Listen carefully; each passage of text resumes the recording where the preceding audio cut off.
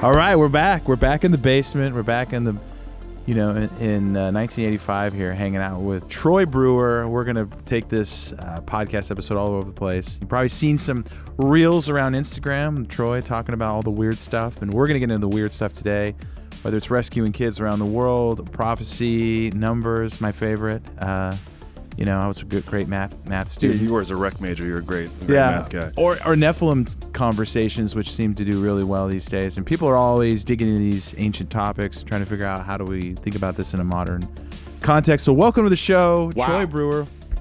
Thanks for coming in. Man, I can't believe it, man. Honestly. 3 years been working on this, Troy. Yeah. I know. Thank you guys so much, man, for having me out. Thank you. Yeah. You got any thoughts on Bigfoot? Okay, so here we go. Here we go. Here we go. Let's hear it. Okay, so knowing, of course, because I'm a big fan of Listen, and I knew that you guys were going to ask me this, and I do have some thoughts on it. Number one, I have never seen Bigfoot. I never have. Now, I've seen some stuff, but Bigfoot's not one of them. My son and I have a pact because we go bear hunting in northern Canada every year. Like if we see him, we're going to blast him. And I know that might be offensive to y'all or somebody Not at else, all, but actually. okay. Someone's got to drag a body in. It So might put you in a lot. You already put yourself in the crosshairs. Yes, exactly. With what you do. So I think this is probably going to be comfortable for you. Okay, well, yeah, I do. I have some wild thoughts about it because, first of all, I'm not surprised that people see scary things in the day that we live in. And what I mean by that is Jesus said in the last days, you're going to see scary things. And I got to give you this verse, okay? All right. So this is Jesus predicting Bigfoot. All right. Yeah, Jesus Christ. That's new. Yeah, so That this is is new. I want to add something new here. So it's actually Luke 21, verse 11. And Jesus says, in the last days, Jesus said, and he says this, and great earthquakes shall be in diverse places. Y'all know that verse. And famines and pestilence. And it says, and fearful sights and great signs shall there be in the heavens. The word fearful sights here is phobatra. And phobatra means scary monsters. That's what phobatra means. Jesus says, and this comes from my good friend Rick Renner. Yeah. He actually pointed this out to me. And great earthquakes, diverse places, famines, pestilence, fearful sights. So when it says fearful sights, he says, and people are going to see scary monsters. That's going to be an end time sign. And so it doesn't surprise me, man, that people see really scary and blurry things throughout there. Jesus said that we would in these days. It's picking up, you think? Oh, yeah, no, it's definitely ramping up. It's all ramping up. Some people aren't scared. Like we have some people on that are actually like they've said Bigfoot was more than mildly attractive, like kind of like a Brad Pitt covered in hair. Okay. We actually had a weird interview like that. So Yeah, not everyone's scared, Troy. Well, Bigfoot's on the fence a little bit. So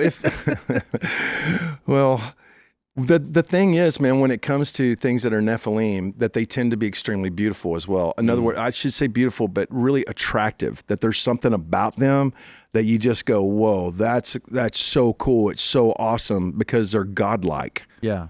And at the same time, they're horrifying. Every email we get is in that category usually. Bigfoot's the only thing that's sort of like, it was kind of interesting, But Dogman, the insectilins, gray aliens, all the other things that people report encountering, it's not a good, friendly, fun, I'm excited to see this thing. It's a huge disruptor. Yeah. It'll crash your entire paradigm. But it's terrifying, you know what I'm saying? Some people are excited to see Bigfoot. None of the other paranormal creatures people are excited to see. If anything, they have sort of PTSD with it. Their whole life falls apart. Some people actually sort of lose everything, kind of go into a state of crisis in their own personal lives. But whenever we look at, so on the way up here, I was talking to my friends and we were talking about the problem that people have with it in the Western side of the world is that when we think of spiritual things, we do not think of spiritual things having a physicality. Yeah.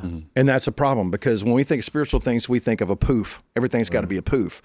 Well, Jesus, comes walking into the room with the door closed, and then he sits down and he eats, and he says, handle me and see that I'm flesh and blood, and then he disappears.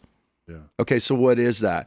It is this ability to be able to go back and forth from a total spiritual being to a total physical being. And I think that a lot of these creatures have the ability to do that.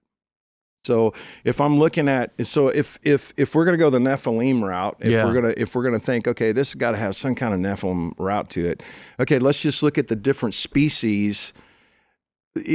Another big problem that we have is that we think, okay, if it's an angel, then it's going to be 7 foot tall and it's going to have blonde hair and it's going to have a big old sword.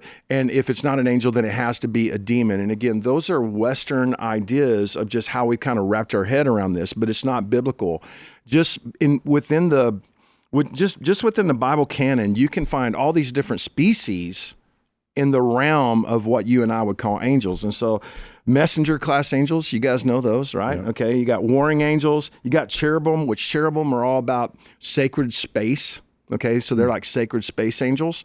And then you have seraphim, those are worship. They're all about an environment of worship.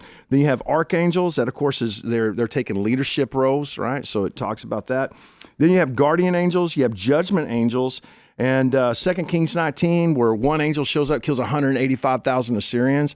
And then in the book of Ezekiel, he says, I will send the hornets before you. And those hornets they're not bees.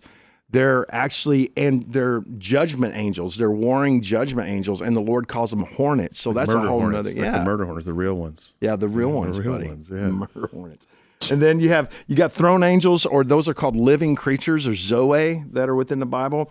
And like you have an example of that is the will within the will. That's Ezekiel 1. You have, how about this? Whenever Jesus is born, number one, they follow a star. That star class, there's a star class of angels, that are known as the stars of heaven.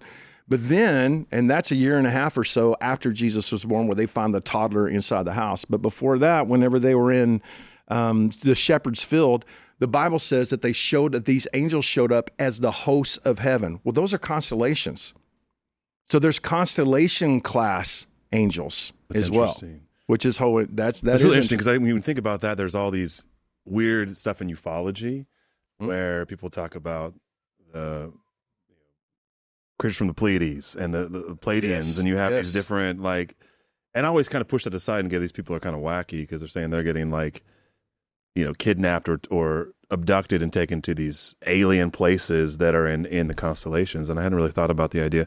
I mean, because we contextualize a lot of that on the show as angels, right? That's how we can sort of understand the idea of extraterrestrials and UFOs within a biblical worldview, right? And then if you're saying there's a constellation type, there is a constellation. Then that's interesting. We got in real quick, didn't we? We shared a quote by Dr. Michael Heiser the other day. He said, angel and demon are actually very generic terms. That's right.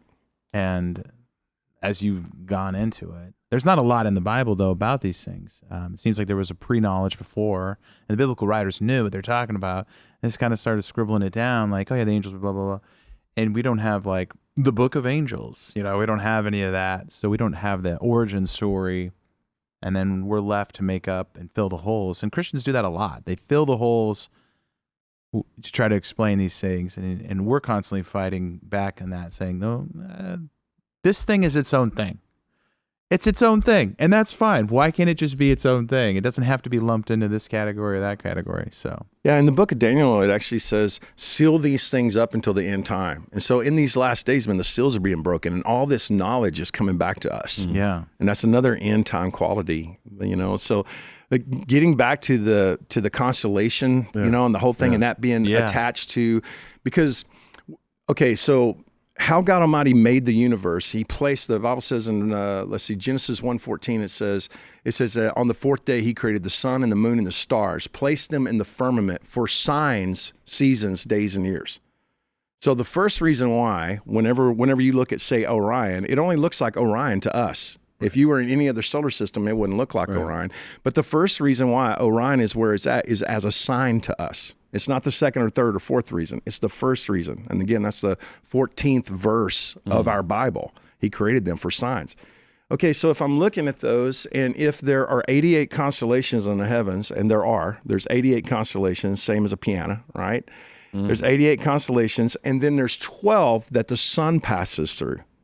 So those 12 that the sun passes through are the ecliptic, the heavenly ecliptic that the sun goes through. What we find is that those 12 also match the 12 tribes of Israel.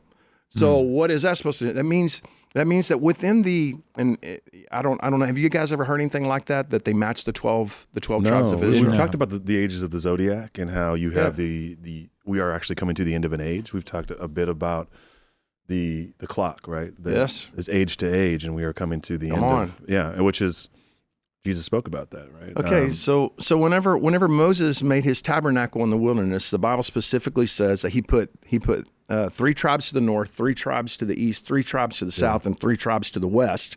And then it names who those are. And he says that he said, I want y'all to place your banners out in front and your ensign upon it, meaning your sign upon it. Okay? So if you guys just do a word study on ensign, there's only 2 verses in the Bible that have the word ensign in it. And this one it's positioned, it shows their positions. So they had signs that were on it. All right, if you take that and if you know what those tribes are and you know what their signs are and you look directly up, that's exactly the way the constellations work. So Moses actually set up the tabernacle in the wilderness to honor God because it's the story of redemption is actually what it is. Yeah. And before he had a written Bible, it was written in the heavens because the author is the same. Yeah. Right? All right, Luke, let's talk about something even harder to believe than Bigfoot riding a UFO. I don't know, like a phone bill that isn't highway robbery. Exactly. Big Wireless is out here charging you $100 a month to send memes and get some missed calls because nobody talks on the phone these days. Mint Mobile is giving you premium wireless, though, for only $15 a month. Right, and setup is fast and easy. Mint service is incredibly easy to set up. It only takes a few minutes. And if Dr. Judd Burton and Brittany from our ad company can do this, and anyone can do it, is what they say. And coverage is the same as the big guys. Works as we crisscross the country, whether you're in Merkel, Texas with DJB, or you are down in Louisiana, you're going to get the same great coverage. And it's all for way less than you might be paying right now. That's right. Price cannot be beat. And there's no surprise charges to worry about. Yeah, there's no contracts, no weird fees, no lizard people running their customer service. Head over to mintmobile.com, just like DJB. Get the M&M, Mint Mobile with DJB. All plans come with high-speed data and unlimited talk and text, delivered on the nation's largest 5G network. And if you need a wireless plan, I don't know why you wouldn't use Mint Mobile. You can bring your own phone and your own phone number and your existing contacts all over to Mint Mobile. So ditch overpriced wireless and get 3 months of premium wireless service for Mint Mobile for $15 a month. Yeah, this year, skip breaking a sweat and breaking the bank. Get this new customer offer and your 3-month unlimited wireless plan for just $15 a month at mintmobile.com/blurry. That's mintmobile.com/blurry. Upfront payment of $45 required, equivalent to $15 a month. Limited time, new customer offer for the first 3 months only. Speeds may slow above 35 gigabytes on unlimited plan. Taxes and fees extra. See mintmobile.com for details. So why do you think they're building like pyramids to the Orion's belt as well? Because it represents tribe and territory. So it represents sacred space and it represents identity or bloodline or purpose, right? So if you are loyal to, so let's just say you are a cosmic being or a deity that God Almighty created that is all about Orion, right? And you say, no, I'm not going to serve the Lord, and you get people to serve that, then you're going to set up your standard is you need to know that I come from the heavens and that I'm God and Yahweh is not, and you will serve me. And this is one of the ways that you will acknowledge me and you will serve me. It was like your sigil. It's like this is why they laid the pyramids out to like the belt of Orion. That's correct, and it is like the belt of Orion. Yeah. Which is interesting because Orion is rise, shine, for your light has come. The name Orion actually means light. That's what it means. And then if you look at the names of those stars, and so you have like, the different names of the stars, we all see them as Greek today, but before the Greeks, so you have the Egyptians, the Babylonians, the Medes, the Persians, the Greeks, the Romans, and then you get all the way to the Brits, and then you come to the Americans, which we even rename some of those, like we call it the Big Dipper, right? Yeah. Okay, well that just comes from the hillbillies who were in the 49ers that were going across to California. Cowboy culture, baby. Yeah, man. So man, they're walking behind, and you got the Big Dipper on the back of every one of those. To be able to drink water, everybody's walking in it. Not some hillbilly child looked up and said, "Look, Paul, it's a Big Dipper," and it's stuck. But that's actually the 7 stars that point to the throne, right? It's the 7 stars. It's the 7 churches. It is that, and it points to the one star that everything circles and says, holy, holy, holy is the Lord God Almighty, who, that's Polaris. That's a North Star. In the Northern Hemisphere. In the Northern, that's right. right. In the Look south. out, buddy. Yeah. You got the Big Dipper and the Little Dipper out there, You do. Little people and Bigfoot. I knew they It's would go all somewhere like that. going in a circle. Well, getting back to what I think but about. before we get back to this, the conversation's so interesting. I mean, because we've had the tabernacle stuff is fascinating. You have the 4 faces in heaven of the beast, and we've had conversations on the show. I think with Doug Van Dorn and the creation of the tabernacle, where he talks about those faces actually are a representative of the cardinal directions. Come on. And the constellations, which are on the cardinal directions, right? So God is giving Moses exact blueprints to build this thing, which is supposed to represent his throne and his kingdom in heaven, right? It's supposed to be the representation of that, and it has constellational cardinal directions within it, which is fascinating. Now you're talking about 12 tribes having their own.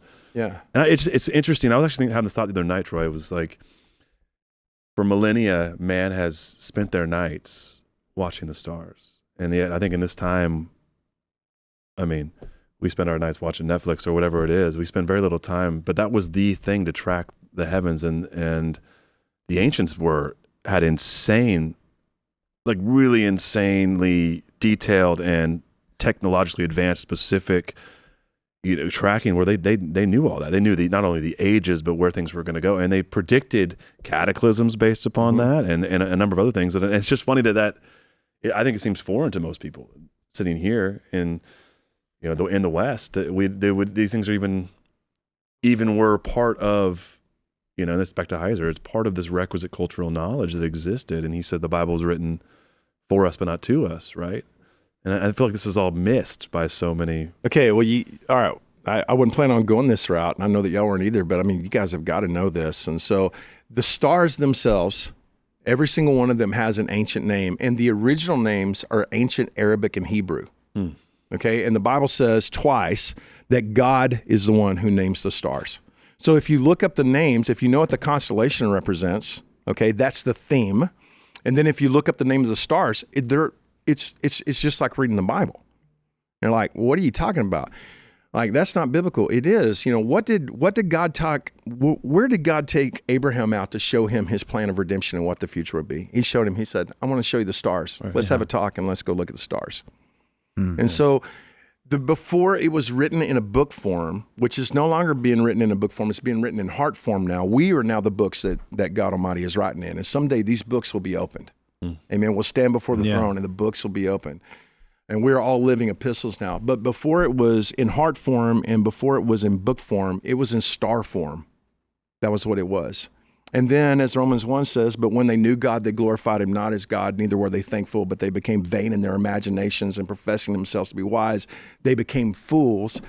And it's like they took those things and they were taught by these fallen, quote unquote, angels, these demons, quote unquote.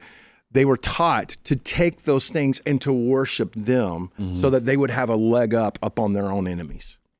Yeah, but I like how you said, like, they started pointing to something else, say, you need to worship me as a semi-divine being. So obviously there was this age where we had semi-divine beings or Nephilim hybrids kind of interacting with humans.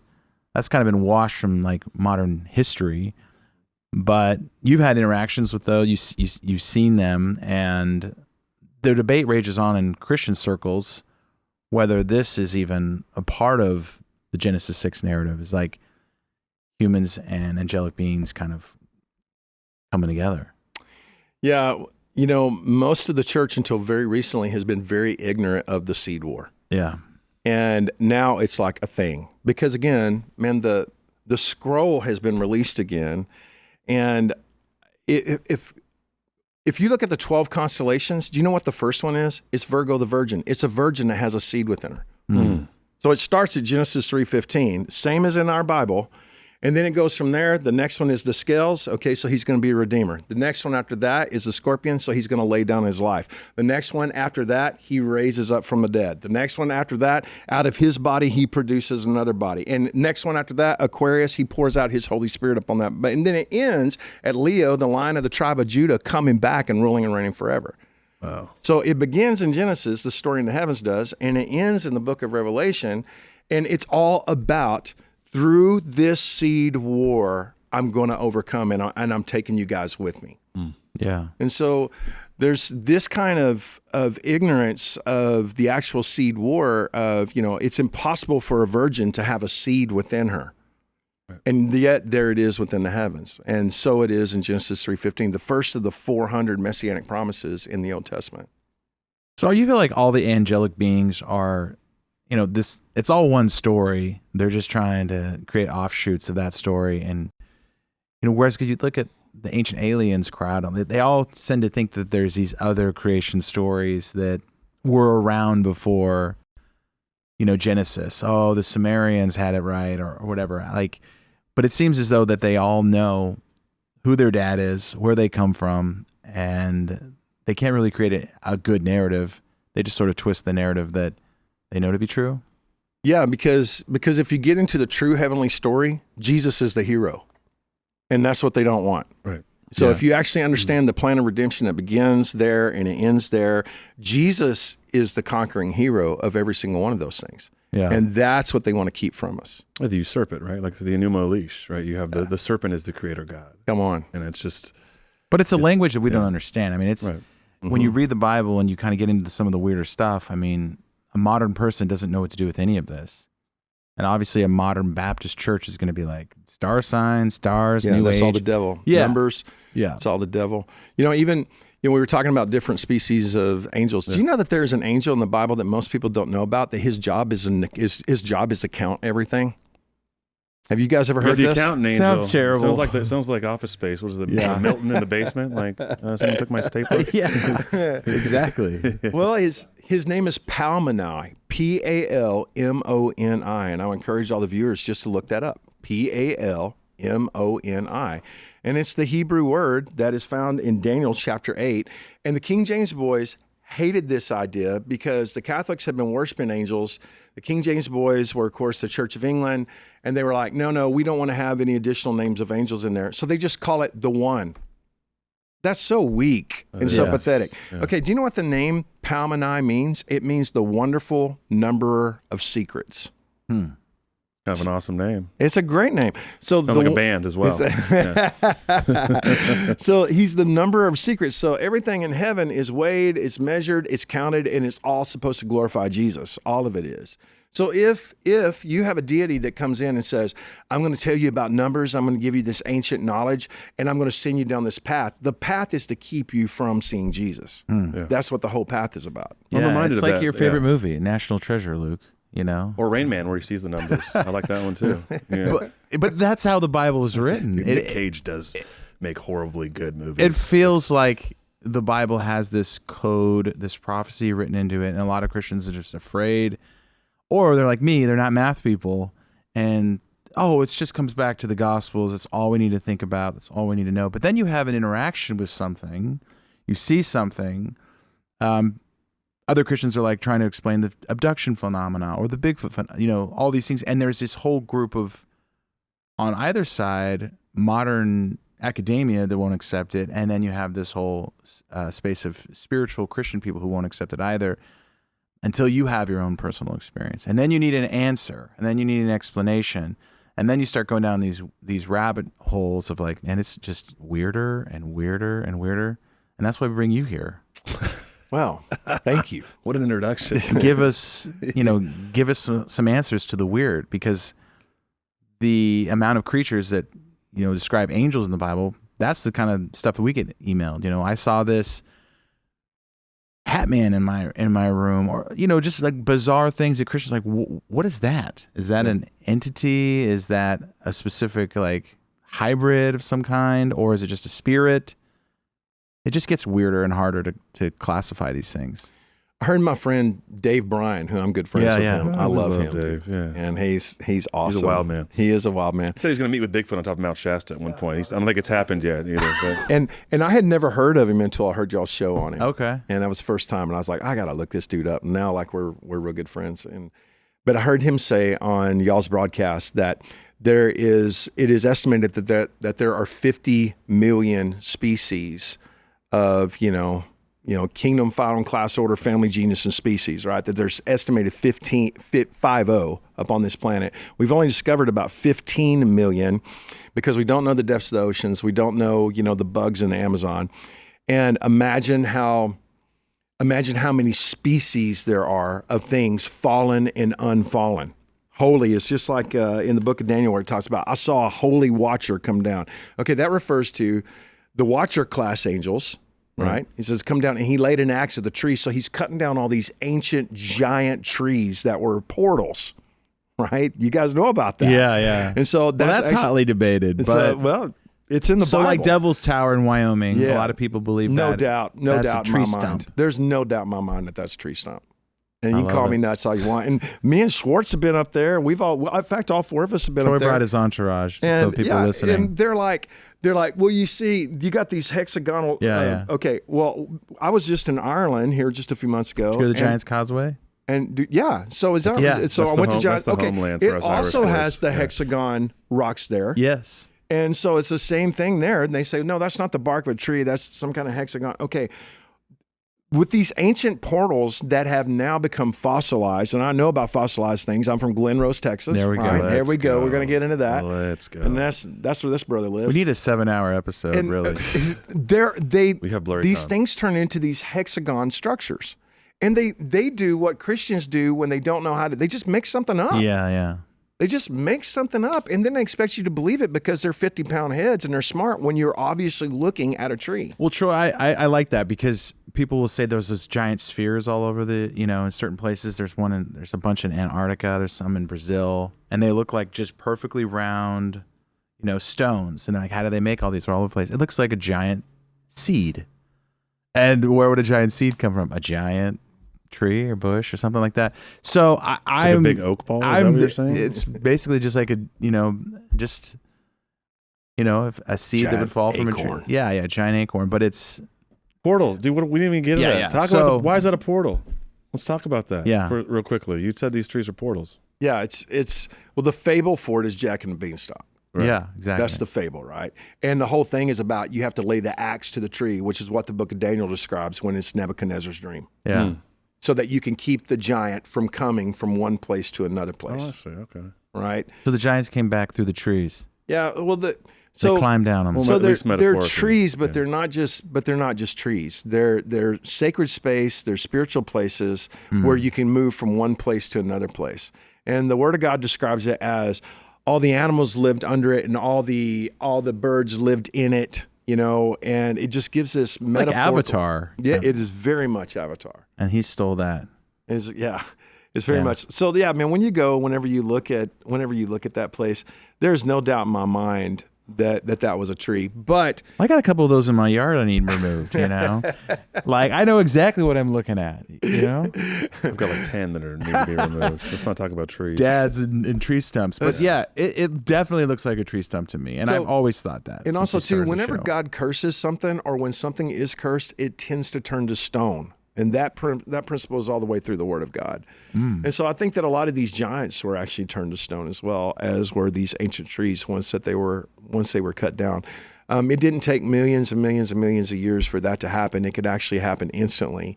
And and it stands as a monument, and we walk past it. We walk past these kinds of things every day, but we're told, don't look at that. That's not what you think it is. That's just your mind playing tricks on you because we know science now and we know what that is. And no, it's all being unveiled now. Yeah. How do you fit in these spaces for you personally? Because what we'll get to and we'll talk about is like not only do you pastor a church, but you're the tip of the spear in a lot of ways in human trafficking, which what we do get into, and that plays into our Nephilim giant talk here and also our angelic talk and all the things we've already sort of covered. But Glen Rose, Texas, of course, we know that we talked to Travis Roy down there, and that is a place where dinosaur footprints are in stone alongside giant human or giant footprints, which now are gone. Even though there used to be science to look at them, they're no longer around, of course. But it's like you go from just typical pastor, and we've interviewed a lot of them, and we've tried to help them open that door a little bit. getting like guys like Lee Strobel in here that are really good at the forensic side of Christianity of like, this is why you should trust Jesus and the stories about Jesus. But you're like, well, there's also aliens, Bigfoot, Nephilim, hybrids, giant trees, constellations, and the whole prophecy code. Where does that door open for you? Is that what you're trying to say? Kind of, yeah. Thanks for that one. Not enough coffee yet, I guess. Well, okay, so it's easy. I can define it. I played in I graduated high school in '85. I joined a Christian rock band, and I got saved and joined a Christian rock band in '86. And we took off, and I was with Word Records, and then I was with Myrrh for a little while. I got married. We started having babies like jackrabbits, and I'm like, okay, I can't be on the road all the time. This is not going to be good. So we built a food bank, and in the midst of the food bank, you get involved in some cutting edge stuff. There's people that are possessed, and there's people that have issues and things like that.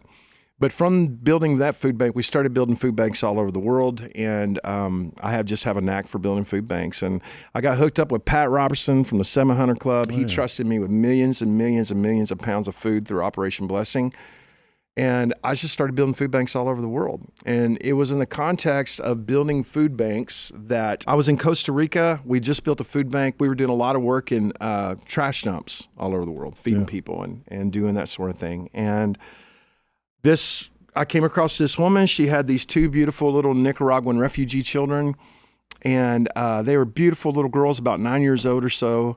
And she was talking to me, and she said, "Hey," and I said, "Hey." And so she's speaking in Spanish, and I'm catching about one out of every 20 words.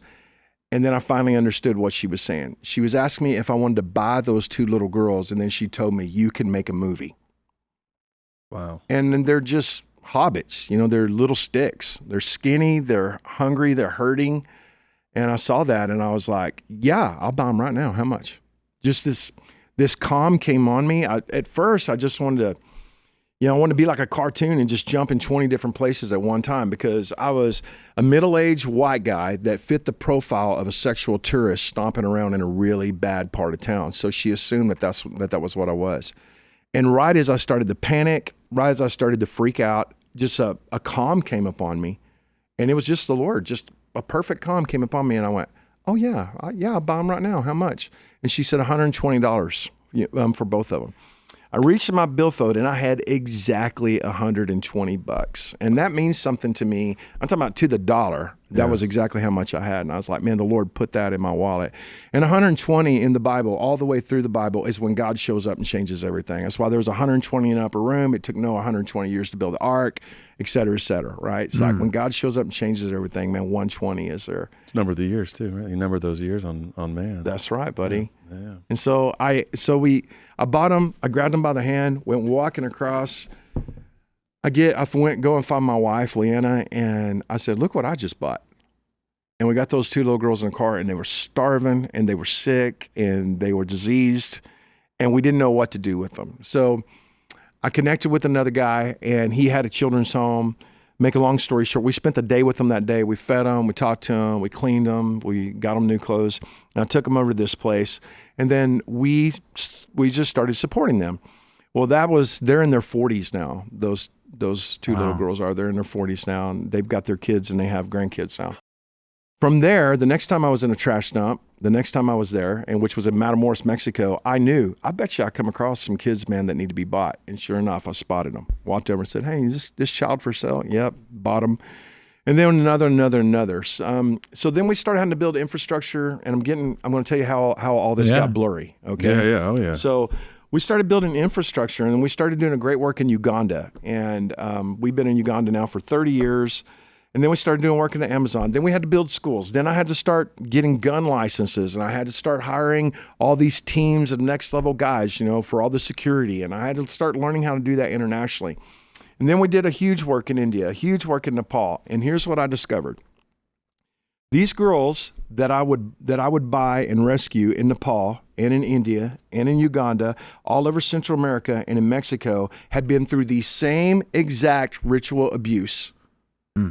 And there was no way that they were connected. From one side of the world to the other side of the world, they told the same stories. they had gone through the same exact thing, and I couldn't deny it, and I couldn't ignore it, and I had to start jumping in. And what I found was way deeper and way bigger. And then I had to find a biblical world. What is this? Where's this at in the Bible? And once you see it, you cannot unsee it. And it took me out of a stained glass situation into the world that we actually live in today. What is heavy. What is it that you uncovered? What is that ritual? Well, the rituals themselves, are different. It has to do with Nephilim sex magic, and it has to do with the blood of children, and it has to do with traumatization to fracture them in such a way that they can literally be used as portals, not only for demons, but also for next level sorcerers, that they literally jump from one kid to another kid to another kid. We tend to think that only demons can possess people, but next level sorcery, that's what they attempt to do. They literally will fragment a child in such a way and traumatize them, habitually and systematically traumatize them in ways that are also ceremonial for the spiritual side of it. They build up iniquitous bloodlines. So they'll take one child, impregnate that child, and they carry that on until they get to a certain generation, and then they do workings. And so workings, you can buy a working, which is a manifold of a whole bunch of different kinds of magical things, and rich people and Luciferians and globalists pay big money for that, for workings, for next level, because at a working, man, you might get a revelation on Tesla. You might get a revelation on something that is that groundbreaking. And they're commodities. They're like cattle. Children are like cattle throughout the world. And they're used for this. Over 8 million children a year disappear. Yeah. I mean, just disappear. That's not the kids in the system. That's where nobody knows where they go. Well, there's like an ungodly amount of kids have disappeared into the U.S. Since the borders were open and now more or less closed. Even since, there's over 350,000 children that were in our system in the 4 years of the Biden administration and the open borders that they've disappeared. Yeah. And so we have found somewhere between 11 and 14,000 of those children. I just recently had the privilege of meeting with in D.C. I got to go to the West Wing, and I got to meet with the guy that's in charge of the borders and all those kinds of things. And they're actively trying to find them. But when they find these kids, it's so horrific what's going on with them that they don't want to report it. Yeah. They don't want to tell everybody. And so in the midst of me rescuing kids, and we've rescued over 11,000 kids now, and so we'll probably hit 12,000 kids, and we've also raised those kids. Yeah. I came across this, and I couldn't get away from it. And then once I confronted it, that's when all the blurry stuff. It's interesting how like every single sort of walk of life or profession you have, you start a podcast about trying to figure out what Bigfoot is. And then you have women coming on in their late 50s telling about SRA. And you're like, this isn't what we set out to do. We want to figure out what this creature was. And all of a sudden we're getting sort of this crash course into this horrific thing that a lot of children go through. Or you're a scientist or you're a theologian like Dr. Michael Heiser. You're like, I want to figure out what Psalm 82 means. And then you open, oh, wow. Like we've missed this whole narrative. And it sounds like you were just trying to be a good old boy, help some people. Yep. Next thing you know, you're buying kids. These guys have an ancient religion that they all practice, and it goes back, and I'm a Christian. And how do I reconcile what's happening to my faith? And next thing you know, people are probably telling you, like they tell us, the weirdest, craziest stuff. And then the kids finally get to an age where they're healthy, and they tell you what's going on, probably too, I'm guessing, right? They're directly telling you. When a child in India tells you, okay, they took me into a room and these good-looking guys came in, and then they turned into animals. They turned into monsters. I don't know what they were. Wow. And then a child in Mexico tells you that. A child in Central America tells you that. A child all over they all tell you. There was this, they went in this room of people, there was a whole bunch of people they were watching. They took these children to an altar, and the altar is a bed. And we have ran into altars that are beds all over the planet Earth, just like in the Bible, the bed of King Og, right? The altar that they took as a trophy to shut down that portal, and King Og being Nephilim. Right? And I mean, that's a biblical principle. Yeah. I mean, this reminds me when there's an episode we did with Derek Gilbert where we talked about ziggurats. And at the top of the ziggurat was a bed. That's exactly right. And it is the same exact dimensions of King Og's bed that's listed in the Bible.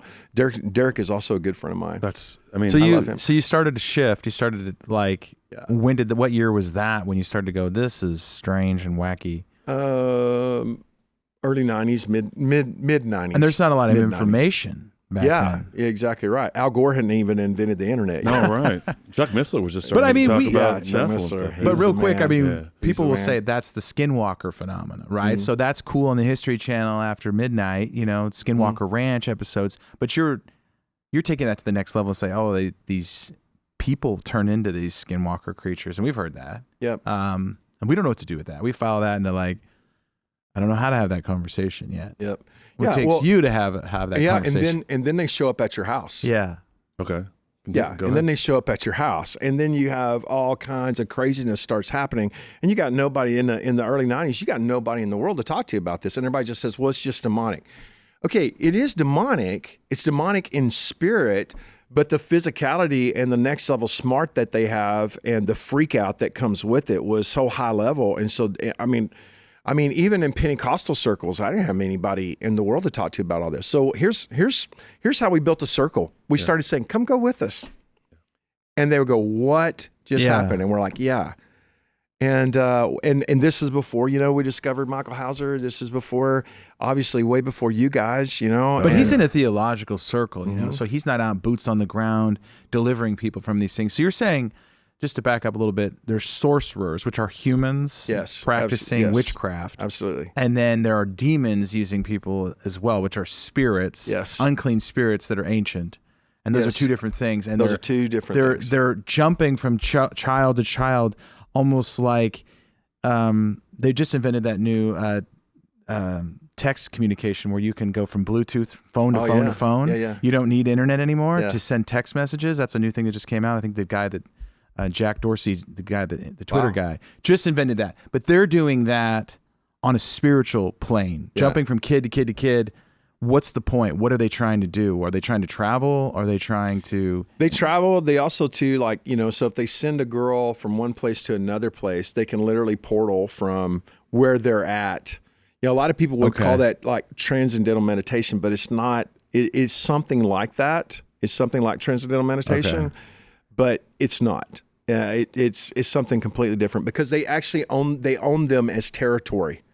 They literally own them as territory. They have a legal right. A human being to own them as territory. But when the Bible says that we're temples, he's not playing. We are meant to be sacred space. All of us are. And one of the ways that you slap Jesus in the face and you pervert all that is literally turn human beings into your sacred space for your domination, for your dominion, for your spiritual awareness, right? And that's high level sorcery. And then I'm just gonna. I'll throw this out there, and again, I know a lot of this has already sounded crazy to a lot of people, but I mean, we had next level. We had, my son is in here. I mean, we had next level witchcraft come against us. It wasn't witchcraft in the sense of it was spooky witchcraft. It was witchcraft in a sense of we're going to set you up to die. And so me and my son got kidnapped when we were in India when he was 16 years old. And that's a wild story, but God Almighty saved us. We literally got in a fist fight with the people that kidnapped us, and we just whooped their butts. Let's go. And then, and like, okay. I asked Jesus what I do, and God, I heard God say. You're like Liam Neeson, bro. Well, I heard God say hit him. I heard God say hit people. So back to the story, mid-90s, you start having groups of people go on some of these missions. I don't know what else to call them. And you're starting to spread the awareness before, we can all connect in the digital age of some of the deeper and more nefarious things that go on in the kingdom of darkness. Yeah. And you're starting to spread that awareness. Yeah. And in the midst of that, we're raising these kids. So we're having to deal with the trauma because it's very traumatic. Like we just rescued, 3 days ago, we rescued a 9-year-old little boy. Okay. I'm sorry. No, we rescued a 9-year-old little girl 3 days ago. And then 2 days before that, we rescued like a 10-year-old little boy. The story of this little girl is so bad that, I don't even want to say it publicly. It's so bad. And so we were dealing with I can't imagine. the trauma of knowing these kids, raising these kids, and knowing what their stories were. And then once they started telling us how they were recruited, how they were recruited and what they went through and what else was going on in the room at the same time. We started hearing the same thing. And then we started experiencing these things. These jokers started showing up, and they showed up in different ways. And I'll take you through that. But People or entities or it's both. hybrids? Both. And but we're literally, you hear a noise in the room, boom, you turn on a light. Dude, I'm talking about a dude standing at the foot of my bed, and he's an Amazon witch, and I recognized him as soon as I saw him because we just got back. Ben and I just got back from the Amazon, and we came across this next level witch. When we always pay them money, we always become friends with them. We become buds so that they'll let us into their territory so that we can rescue kids in there. But this guy was not a cultural witch. This guy was the real deal. He's next level sorcerer. And I made a bunch of covenants with him, and I didn't mean to. I offered him my friendship. That's a covenant. And I gave him money. He also gave me some stuff. He put stuff around my wrist. We went into a bunch, and he took advantage of my friendship. He took advantage of my generosity because he knew what he was doing. He wanted me to make covenants with him so that he would have legal rights to show up. And that joker showed up in my house. And I'm talking about what happens when he shows up. I think he was trying to murder me. And that's what do you do in that situation, Troy? What happens in that story? I turned on the light and I went, "What the?" And he was like shocked that I saw him. And then what every he Texan man does. He was gone. And so what happened with us, man? We went down there and we confronted him. You have to break those legalities. Exactly right. You got to break all those legalities. I have a good friend of mine by the name of Robert Henderson. He's got a book called The Courts of Heaven, and I'm on a board with him. And I called him. I said, "What'd I do?" So I told him, I said, "Bro, this was not a spirit. It was the dude." And he goes, "Oh yeah, Troy, I've had that happen to me. Man, those jokers show up, man. They show up." He goes, "He's trying to murder you. You know that." I called Jamie Galloway. "Bro, that dude's like trying to murder you. I've had them show up in my room too." I called Patricia King. "Oh, Troy, yes, he's trying to murder you. That needs to be dealt with." I'm like, "What the heck? I've never even heard of this before." But they're always showing up in people's bedrooms. That seems to be the number one story that is sent to us in various they're cowards. forms. They're cowards. Don't think they're brave. They're actually slaves, and they're cowards, and they want to get away with what they're doing, and they don't want any resistance. No. They just want you just to take it. But they're traveling through using people as portals to get from one place to another. Yeah. So we had this last week. I just got back from Chiapas, Mexico City. I got to speak to Mexican Congress, which was cool. And before that, we were in Guatemala, and 3 of those guys over there, we all took tiny planes, flew across the Chiapas mountains, and we were actually invited into a Rebel Stronghold. And this is like, what is this, like 3 weeks ago, guys? So it's very recent. We always think of like punks with guns. No. I mean, they have their own cities. They have like here in the United States, I would liken it unto like an American Indian tribal place. Like a reservation. It's very much like very much like that. So the government has no authority. The government doesn't go in there. They have their own standing army, basically. And so you go in there. They have a police. They have a school system. They have their own religion. Their religion is different, and I'll tell you about that. They have their own church. I mean, they got trash trucks going around. They got a full-blown market. They have their own economy, and it's 1,000% rebel controlled. The whole thing. And you can't go in there. You cannot physically tread on their place unless they invite you in. And then even then, you have to tell the Mexican government, "Hey, I've been invited," and they got to give you a special pass and they got to stamp it. So whenever you get there, they know what's happening. Oh yeah. And then whenever you get there, then you have to have the permission of the federal government of Mexico, and then you have to have the permission of the guy that's running the place. And just a few weeks ago, the 3 of us were invited in there, so we went. We did not know what to expect. We did not. And we were invited into this. We went there. We went to a church.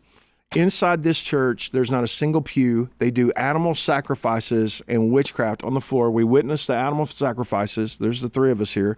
We witnessed that. We went in there. We saw it. And when I say it's a blurry place, brother, brother, it is next level. What's happening there? Yeah. I mean, obviously, that's so you're talking high-level witchcraft. We're talking animal sacrifices. And people come from all over the world. Is this packaged as like Santeria? Is it packaged as it's packaged as Catholicism, but the church that they're in is a 500-year-old church. I mean, we went in there, but it is a place where children are sacrificed, where children are sold, where children are abused. And they literally invited us in here and said, "You want to see what you're messing with? Come here." What do you see? Yeah. What happens in those places? Well, what we saw, and I mean, we had a very cordial visit, nothing, and you know, I want to say this, just a few months ago, there were 8 Christians that went to this place. They went in there uninvited. They got there to the place. They were rounded up in front of the church and they were murdered and they were left there. Nobody went to prison over that. Nobody went to jail over that. And we were very aware of that going into that. Like, if these guys decide just to rise up and kill us, you know, we have no recourse. There's not anything, you know, you can do. And so, let me ask you this question then. Why are you invited? Yeah. So, a couple of different reasons. We're very well known down there. We've been down there for years and years and years. We've rescued thousands of kids there. We have been very good to you have to understand that there are cultural people, just like there's cultural witches, okay? Yeah. They grow up in that. That is their culture. That's their family. That's all that they know. And you can make alliances with a lot of those people and help take care of them, and they'll always let you in. They'll always let you out. If you get into trouble, they will, you know, they'll bail you out. They'll get you out of trouble. And it's good to have those kinds of alliances. But the level that is above that is not even from that region. It's from all over the world. And so they ship in Europeans from all over the planet Earth. They go in that church and they'll be in there for days and they come out and then they leave. And who knows what kind of, who knows? Are they doing rituals in there and work? Are they doing workings? They're doing workings. And so they actually call them workings, don't they, guys? I think that some people listening probably have in their mind, they think at the top level of evil, it's disorganized and there's no Yeah. And so when you get into some of these rabbit holes, you realize it's very orderly. It's very it runs like its own country inside of a country. I mean, a lot of people will say that about the Masonic Lodge and how there's like rules and there's a book and there's you know what I mean? So I think we as Christians sometimes think, well, the kingdom of darkness is just this chaotic mess and it's just out to kill and destroy. It's like, yeah, but it can be very calculated in how it does that, right? And it's very religious. It's extremely religious. Yeah. And I mean, it was both heartbreaking and it was terrifying and it was also eye-opening to be in there, to see families that are paying these shaman or whatever little bit of money that they have while they're doing these workings on the floor of this church and they're doing blood sacrifice. And you need to understand, okay, this is where the pornography industry comes out of. Mm. This is where our whole fentanyl epidemic we have and all this drug abuse is here. See, man, when you watch pornography, you're tapping into that spirit. Mm. Pornography becomes a portal. Mm. When you take this pharmakeia, when you take this drug, there's witchcraft involved with all of that. And that's why agreements. Yes, and agreement, brother.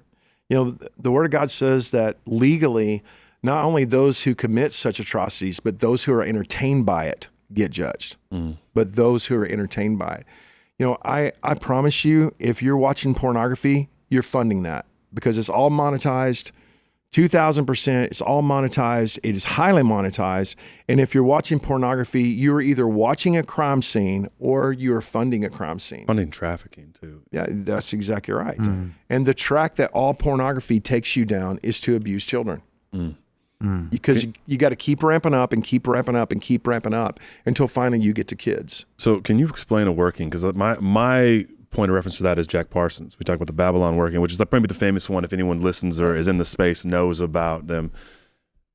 Crowleyism, opening a portal. There's something comes through, looks like a gray. There's this whole thing that happens where they're trying to. I think their attempt was to try to get knowledge, and which is part of maybe a working in general. But like, explain that the difference between that and maybe just a. I hate to say run-of-the-mill ritual, right? Which is also horrific. But what are they doing in the difference there? Because I think what's playing down and what you're talking about is like, let me try to do this and see, and you can correct me. But kids are going missing. Kids are trafficked. Kids are trafficked for rituals. These rituals are highly organized and highly specific, and they brutalize children. It's just horrible to say being dads here, you know, but they brutalize children to a point where sounds like they're kind of stacking. Magic, if you will, or power to a point where they do a big thing, and that is that like the working. It is, yeah. When you're talking about Jack Parsons and L. Ron Hubbard, you know, which is where Scientology comes from, and all that kind of stuff, that they went out in the desert, you know, to do a working. And so they didn't just go out there with the mind to perform a ritual.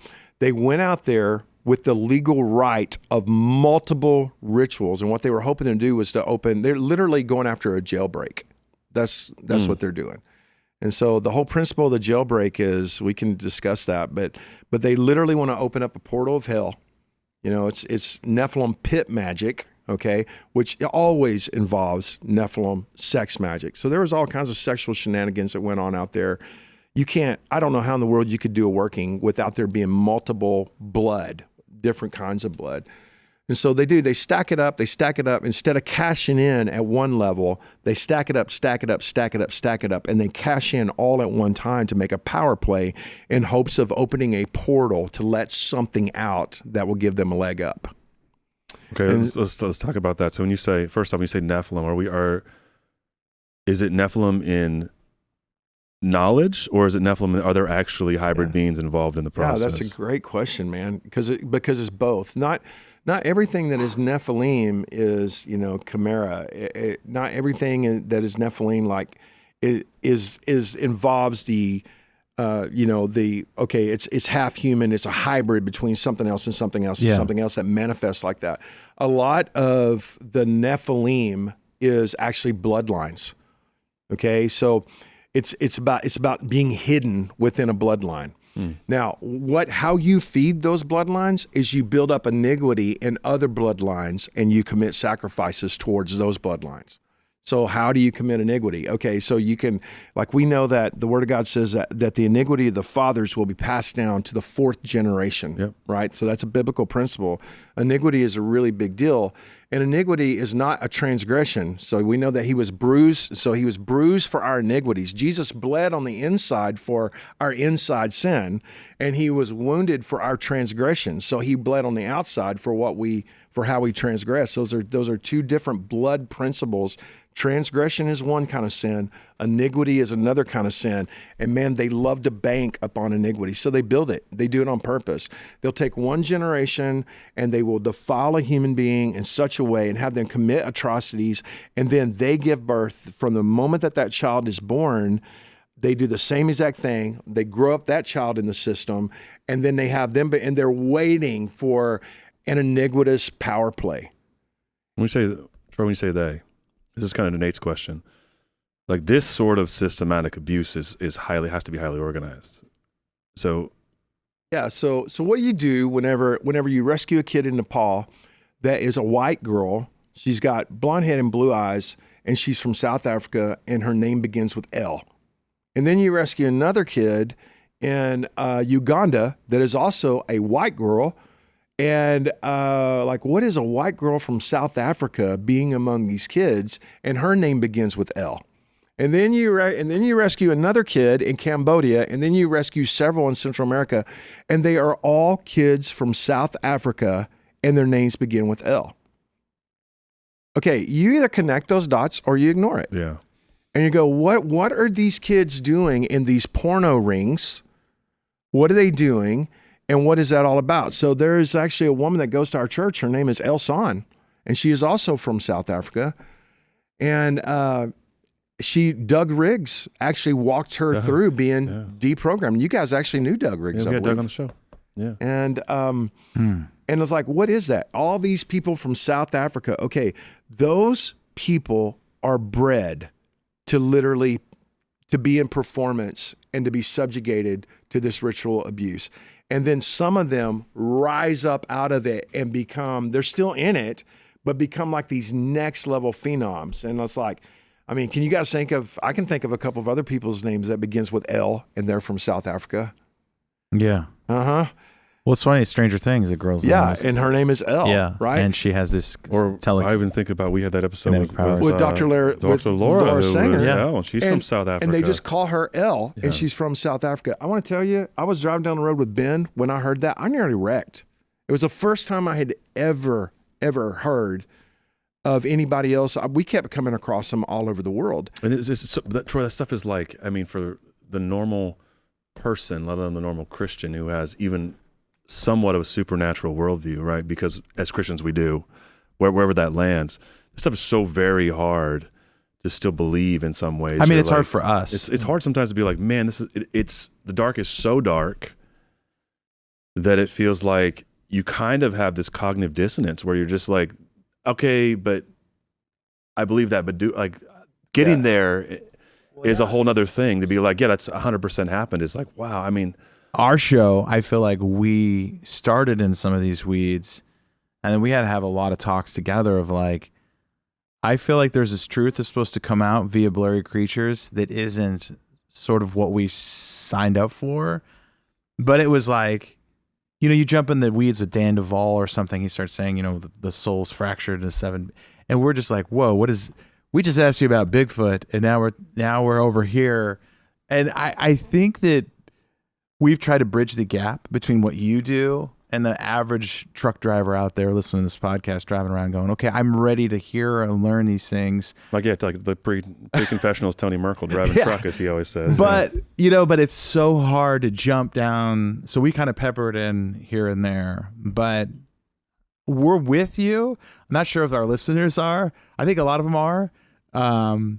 But it's so hard for even us, even now, 5 years into this, to go, I don't really understand how that works. I can help you. Yeah. Okay. The depravity of evil is so hard to fathom. Listen, you cannot be impressed with the evil. No. You cannot be. You have to resolve, no matter what I learn, I'm not going to be impressed with. I've had to actually repent to the Lord so many times because I was just so impressed with the evil. And I mean, just so blown away at it, just went, God, I don't even know what to, like, no. I know the Lord.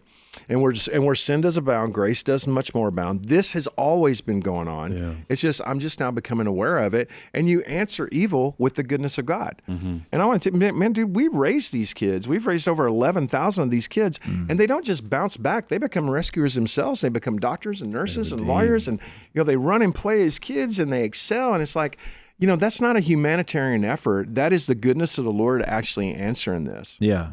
So the grace where you find, it's bad. It is. But again, the Lord is doing something that is so much greater. Yeah. It's just we're slow in catching up with it. Yeah. And we got to get with the program. Yeah. But it's hard. Yeah. It's hard to mentally shift there and to get there. You need people like you that kind of go, all right, I know you're going to doubt this happens, but I'm in the front lines. So let's go back to your story though. In the 90s. Oh, once we started rescuing kids, and once that became the reality, and then once we had to, it's one thing, Nate, for God to show you something. It's a whole other thing for you to conform your life to the image of what God Almighty's showing you. Those are two different man pajamas, man. And so it's like, well, I guess this is what we're going to be doing for the rest of our lives, because you can't just raise them for a month, and you also don't know if they're going to stay with you until they're 20 or 25, or if they're going to want to leave when they're 18 or 17 or whatever that is. It's very, very, very relational. And what we started doing was instead of, I found it very easy in my 30s and 40s to rescue kids all the way up until I was around 50. I'll be 59 this year. And then I switched. And then I switched, and we started rescuing rescuers. And boy, you talk about, if you want to find out how real the Blurry universe is, just start developing relationships with next level people that rescue kids all over the world, and the stuff that they've come across and the things that have followed them home and how they have dealt with it and how they have stood and how that they have had a resolve within their life to say, I'm not going to be crazy. I don't have to have everybody understand. I just know this is real, and I know who Jesus is to me, and I'm not going to live terrified or just be afraid. I want to take on hell with a water pistol. Yeah, I mean, I was thinking, once you open that box, you can't put that back in the box. No, there's no way to do that and try to live your life as, a senior pastor somewhere and just say, well, that was a fun experience. Do you feel like ancient people kind of understood this paradigm, this worldview, this knowledge better than modern human beings? Like they just kind of knew what team they were playing for, and they kind of knew the rules of engagement? 10,000%. And I want to tell you what I think happened. I think after the Dark Ages, once we came into the Renaissance period, and I love timelines, and I love trying to wrap my head around timelines and how things work like that. I think coming out of the Dark Ages and coming into, the Renaissance period and all that kind of stuff, there was a global shift of everything that we've been talking about was reduced through expressive art into fables and myths. Yeah. And there suddenly became a secular category to put all these things in. And it went into fables and myth and the whole mythos of all of this stuff. And I think that everybody wanted to become secular. There was this huge secular thing, that comes from the French Revolution and just the whole idea to secularize everything. And it also went over into Christianity. And I want to tell you, the criticism that you get and the criticism, I'm going to say this about my criticism. A lot of my criticism is pretty good criticism. People say, hey man, you said this wrong or you did that wrong. And I go, oh yeah, I did. Well, I'm on a journey like anybody else is. Yeah. And I'm not trying to get everything perfect. I'm just trying to bring Jesus. And I'm also too, just I want to bring victory in all these things. I cannot stand hopelessness. I can't stand it. I hate it. And so, a lot of the criticism that I get comes from a large section of Western Christianity, which is completely secular. They're secular Christians. They believe in all things supernatural once you die, and they believe in all things supernatural a long, long time ago, but they don't believe in anything supernatural right now. They have taken a secular stance, and I'm sorry to say this, but in the name of being a 50-pound head. And so to be able to bring something reasonable, because these things that are being unleashed upon all of us now are not reasonable according to the paradigm and the logic that we've had in the past. Well, I think in the Dark Ages, you had belief, you didn't have access to knowledge. And I think you have a lot of modern theologians that are overwhelmed with the amount of data that's coming at them. So they go back to more of a very strict, we just have the creeds and we do this and the Bible's black and white and we stay on the gospel. I don't think there's like a pushback, because it's like every conspiracy theory in the last 5 years that's hit the internet right now. You have people believing in some crazy wacky things. I think people are afraid, well, if I believe one of those is true, I'm going to believe all of them are true. Dominoes are going to fall. So I'm just going to go back to a more strict, very, very reformed version of Christianity or something. Not to pick on the reformers, but you know what I'm saying? Like a black and white, I'm going to yell at the gates of it's all black and white. I'm going to kind of think of all Christians that talk about blurry stuff, sort of wacky and in the weeds. But I mean, even this interview, I will say, like, it's hard for us because we could go any of one direction. Maybe some listeners are frustrated with us. That's what's hard, yeah. Because it's like soul splitting, Bigfoot, dimensional creatures, Nephilim magic pits. Like, we could go down any of these rabbit holes for hours, and it's hard for us to know because we've sort of peppered this on our show over the years. Which direction do we go with Troy Brewer? I don't know. We could go anywhere. Well, the hope is that we do this again so we can narrow it down. It's really hard to, though. You know what I'm saying? The listener, the mindset, the ancient person would be able to kind of hop into this conversation and be like, oh, you guys got that wrong, actually. This is what actually happens. They knew more about the framework of deities. They had sort of the understanding of the dictionary of deities and demons back then. They knew all that knowledge. They just had a different interpretation of who was at the top, I guess, right? Well, it was like the de-enchantment. I mean, this reminds me of an interview we did recently about sort of the Renaissance and the Enlightenment period was the de-enchantment of reality, right? And I think we talked about Heiser, things that Mike was trying to do was sort of, with that vernacular, was trying to bring the enchantment back, if you will, to our understanding of our faith. Like that there is this very real realm, as Paul talks about. But you're saying these scrolls are unlocking now, and this knowledge is coming back, but there's been a time when it wasn't. Well, part of it, okay, so look, there's obviously a carnal part that this could go into when it comes to our curiosity of such things. But our curiosity is not dangerous. It is childlike. Mm-hmm. And that is how you approach the Father. That's how you approach him over and over and over again. It's like, oh, well, Jesus would put things like this. He would say, you've heard it said, now I say unto you. Yeah. Which means, okay, get ready because I'm fixing to blow your mind. Right. And I'm gonna ramp this up and I'm gonna change this again. And Jesus does that over and over again. And if I can bring up something here, we were talking about, whenever we were talking about, the seed war, and when it comes to Nephilim things, when it comes to, okay, there is the hybrid thing, all of that kind of stuff. One of the things that will happen in the end times, specifically during the tribulation, is that a big portion of the world will be attacked by quote unquote beasts. Yeah. Okay. Beasts in the Old Testament are not animals. They are this hybrid thing. So I want you to listen to that within that context. Sure. Okay. So when it comes to the beasts, here's what he says. In Ezekiel, he says, "So will I send upon you famine and all evil beasts." This is Ezekiel 5, verse 17.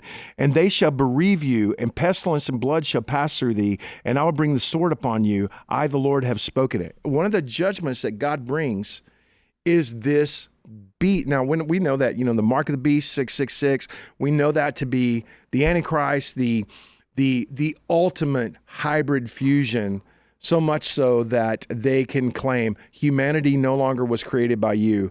Now humanity has been created by us. And I actually think that the mark of the beast makes you unredeemable. I think it changes your DNA to a point to where you are no longer of the bloodline of Adam. I was going to ask you about this. I'm glad you brought it up. Like, in the darkest of dark spaces, which really is a human trafficking space, right? Is this subjectifying of humanity, of those that bear the image of God. Are you running into anything Nephilim hybrid in these spaces? Because we've had stories. We had a story with a woman who told a story of a girl being kidnapped in Thailand and being brought to a giant. And this was a girl she ran into that she was rescuing from trafficking. And you're saying that's a beast? Yeah, it's a beast. Yeah. Are you running into these things? I mean, because we know that the Bible says that Jesus says that in those days will be like the days of Noah. And we talk about, and this is a lot of our show, is like we return to this time of antediluvian times where, the God kings walked among and it was these demigods. It was the Hercules and the like that have been even said relegated to mythos now. But are you running into these things out in the wilds that are and they're out there? Yeah. Yeah. A couple of times. Okay. So let me tell you about it. Yeah, let's hear it. I want to ask Swartz, if you would look up that scripture. What was that scripture in Exodus? Okay. In Exodus 23, I got to tell you this because this is in context of what we're talking about. He says this. This is what God tells him. He says, "Look, I'm not going to let you immediately just run everything out of the promised land." He says, and he gives them a specific amount of time. And he said, and then he says this to them, "Because the beasts there will multiply and they will take your children." Okay, wow. So wherever you see child trafficking, which I'm just going to throw this out there, and I think that the very first form of all human trafficking is Genesis 6.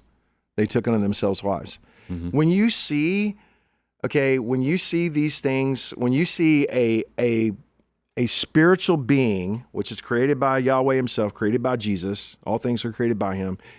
Whenever you see a spiritual being and whenever you see him multiplying among human beings, which means that our DNA among the sons of God in us must be compatible. It has to be compatible. So dogs and cats are not compatible. No. So, we're very compatible, which means they have a true physiology. Right. And so again, that's another stumper for us. Well, yeah, but they're poofs. No, they are physical angels. Well, that's sort of the Gnostic view, right? Is that there's a lot of Gnosticism creeped into the church. Where maybe there could be some poof angels, right? There could be some. Oh, absolutely. No. There are spirits. There are spirits, and I'm sure they love being called poof angels, but they're just poof angels, right? So no, there's the 7 spirits before the Lord. There's spirits, and then of course there are demons, right, that actually possess human beings. And those they're always looking for a noun, man. They're always looking for a person, a place, or a thing. That's what they're always looking for. That. But there's also others within that God Almighty has created that has a physicality, and there are others that can go back and forth between having true physicality to not having physicality. And would you say that's like, if we're talking about quantums, it'd be like sort of dimensionality, like where you, because Jesus does this, right? Jesus is that just the technology though? Is that just like a tech? It could be tech. It absolutely could be tech, but I don't know that it's just not a part of their physical characteristic that they can actually do that. Made. And I think that that's another species within all that, which is why there's never been a Bigfoot body found, or at least one that the government has stolen, right? Yeah. Until the Brewer boys go hunting, right? The problem with that is I really think that they can fade in and out. I think that they can be physical, and I think that they can be spiritual, and I think that they can take on the forms of other things. And so if you end up jacking one, and if you're out there like, hey, I spot one. Also, they tend to, if stories I've heard is I looked at him at a scope and it turned around and looked back at me and I was 500 yards away, which I've got my own story of that. It's not a Bigfoot story, but me and Ben have our own story of that. And of it being this thing we saw being hundreds of yards away and it knowing we were looking at it. But it has an awareness of what we're aware of, right? The problem is, man, if you shoot one in its physical form and you drop it, that don't mean that there's not 20 more standing around there that you don't see. Yeah. You better get the heck out of Dodge. Clever girl. Oh my gosh. Right? Jurassic Park. Yeah. Come on, man. Yeah. So, they're going to be there. So here's the story. Yeah. Here's the story. In Chiapas, Mexico, we rescue kids there and we do a big work there. We have a big ranch down there. And that is the very place I was just telling you about where this stronghold is. And, but this is away from there. Within the shadow of where we have built this rescue center for all these kids is the largest Mayan pyramid on the planet Earth. It is, it's, you guys need to come go with me down there. Whoa. Because it's privately owned. It is the only privately owned pyramid. And I know the dude that owns it. Did he let you run to the top? So it's the largest. It's the largest in the world, and it's a Mayan pyramid. And we are literally rescuing children and raising children in the very shadow of where so many kids and so many human beings have been sacrificed. There, it's just an in-your-face move, and I love it. So we're down there. Well, these guys that do our rescuing, and they're also pastors, and they're like apostolic dudes. They're over all these other pastors all over Mexico and Guatemala and all this stuff.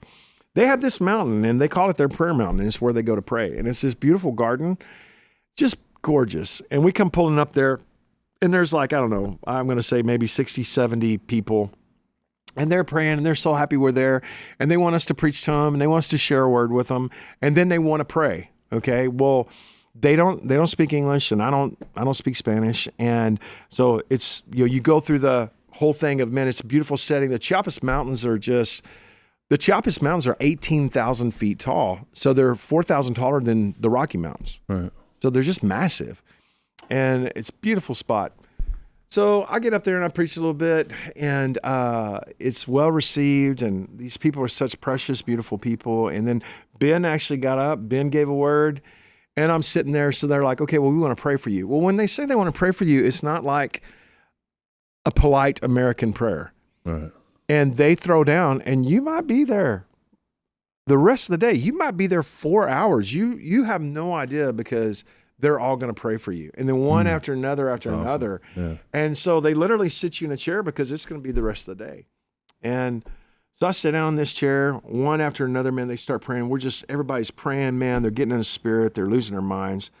And I'm just, so because I don't speak English, I barely speak English, but because I don't speak Spanish, there's not really nothing to do. Right? So after you pray for a while, I receive it, Lord. Yeah, you're just like, that and that's just kind of what you do, Yeah. man. You just kind of just sit there and you let them pray, and you're just like, yes, Lord, and you just kind of mind your own business, and everything's cool. Well, I'm kind of, going through this, and I'm looking on this ridge that is around me. I'm just thinking, because I like to draw and I like art, and I'm thinking, if I drew that, I wonder how I'd draw that. Yeah, I would definitely draw that part right there. And I noticed this one big tree that was on the top of this ridge, and I thought, man, that's interesting that there's only one tree there on that bald ridge. Like, that's crazy. And then I went back and I prayed for a while, and then they prayed for me, and I'm there and I'm doing my own thing. And then I look back up maybe 10 minutes later, and I'm like, dude, there's two trees there. And I thought, that's weird, because I would have swore there was only one tree. I was like, no, I know for a fact there was only one tree there. And I'm like, now there's two trees there. And this is a big tree. It's not a 5-foot tree. This is like a 20-something footer, right? And I'm looking at it, and I'm going to say it's maybe 500, maybe as far as 700 yards away, something like that. And I'm looking, and I'm just wondering, where did that tree come from? That tree wasn't there, because by now I've been sitting there for You know the topography pretty good. for hours, Yeah. And I'm just kind of going, where did that tree show up? All at? us ADD people understand exactly what's happening. Thank you. Thank you, We're my just friend. Like spacing out. I know that tree over there. Oh, sorry. Hey, guys. How you doing here? I love you. And the spirits That's part of my tree, world, man. What kind of deciduous conifer? And then I'm looking at this thing, and I thought, where did that tree come? What the heck is that tree all about? Yeah. Like, it wasn't there. And then, as God is my witness, sitting right here before you guys, this thing suddenly changed in an instant, and it had 2 arms and it had 2 legs, and it moves over about 15 feet and stops and turns back into a tree. What? And I'm just sitting there and I'm looking at it going, what in the wide, wide world of sports did I just see? And I'm like, okay, Lord, we're in a holy place. I'm in this, they're praying, and I'm thinking, you don't have a grid for it. Right. It was a tree, and the tree turned into something else and moved and turned back into a tree. And I was looking at it, and I just was sitting there, and as we were praying, I said, I don't know what you are, but I see you, and we're not leaving. We're here to stay, and we're going to rescue kids. And it turned into like a dude. It had 2 legs. It had 2 arms. The arms were longer than what they should be. It was like a strong man. It had big shoulders. And it started bowing up, started making like threatening gestures. Posture, yeah. And I'm just sitting there looking at this. I'm like, no. And then I got total peace. Everybody's praying for me. And I'm eyeballing this thing. Now, my son was there. One of my executive pastors was there. His name's Jerry. And some other guys were there. And I just began to speak to it. And I promise you, it knew what I was saying. I promise you, it knew as soon as I told him, I see you. And I don't know who you are, but you know what? There's a new sheriff in town. Jesus is here. We're going to rescue kids here tonight. I mean, he's like, oh, really? He's like, and he started doing this threatening thing, like he was kind of rocking back and forth in a weird way with his arms down. Something kind of gorilla-like. But I'm like, no, devil. We're here. And so I think he was actually spying on what the prayer was that these guys were praying. I think he was actually looking on that. So my son was there, and he's just off camera here, and I called Ben. I said, Ben, turn around and look up there and tell me what you see up there at the top of up that ridge. And he said, Dad, I'm looking at a giant. I said, I know. So I've been looking at him for a long time. And he's just like, I'll be dang. It's like, man, we knew it. We knew it. And dude, I was like, watch him. He'll change back. And he did. He changed back into where you couldn't tell the difference between the one tree and this thing that we're looking at. It looked exactly like a tree. And then it would change, and it would move forward. It would move backward. It would move to the side. And then he turned into like a person again. And he leaned way forward. And you could tell, man, he was like leaning forward, and he's listening, and he was listening to me. He's listening to this prayer. So I called, and this was not a fleeting second. This goes on for like 20, 30 minutes. Okay. Multiple witnesses here. So this is, yeah. So I called Jerry over, and I said, Jerry, do not freak out. Do not panic. But I want you to turn around and tell me what you see up there on the top of that bald ridge. And he turned around, and Jerry goes, it's a freaking giant. Oh my gosh. And then the thing goes like this, and it turned around and walked off the ridge. Oh. And we're like, wow. So after they all got through praying for us, I just asked them, I said, hey, which by the way, at the hotel that we're staying at, Schwartz has been there with me, there is a giant footprint in a rock and they put it in the floor of the hotel. They're like, yeah, man, there's giant tracks all over this place. Wow. Right. And so I'm like, okay. So after all these guys get through praying for us, I'm like, hey, have you guys ever seen a giant? Do you guys see giant? And I went, oh yeah, there's one that lives on top of that mountain right over there. Let's go. Come on now. Dude. And I'm like, wow. So I know it's connected with that child sacrifice. Yeah. I know it's connected with the cartel. I know that it is connected with how children are trafficked there. I know it is. I don't know how it all works, but I know it showed up to listen to the prayer that these cats were praying over me. That's wild. Do you think they're still doing rituals at that pyramid there? I don't know if they're still doing rituals there or not. The the guy actually told us, and he told Schwartz as well. He said, you guys need to come down. He said, there's one day of the year that you can come to here. And he said, if you want to risk it, that if you get up there on top of that pyramid, he said, the stars will come down and turn into people. And he said that when he was a kid that they brought a Catholic priest there. His daddy brought a Catholic priest there, right? Wasn't his dad? Brought a Catholic priest there, and he got up there and started, brought his smoke on a rope and started doing his thing. And they came down, they said the stars came down, turned in, told him, said, get off our property or die. Wow. And they left. It's weird because there's some stories of like, I remember there's one like in the 90s, it was a youth group filmed a Bigfoot on a ridge, and he was acting the same way. I can't remember what it's called, but it was a pretty popular 90s like video. And then there's that real famous one that happened this last year on social media. The guy that said he saw this giant, and he films it behind him walking down the ridge, and then this dude disappears, ends up.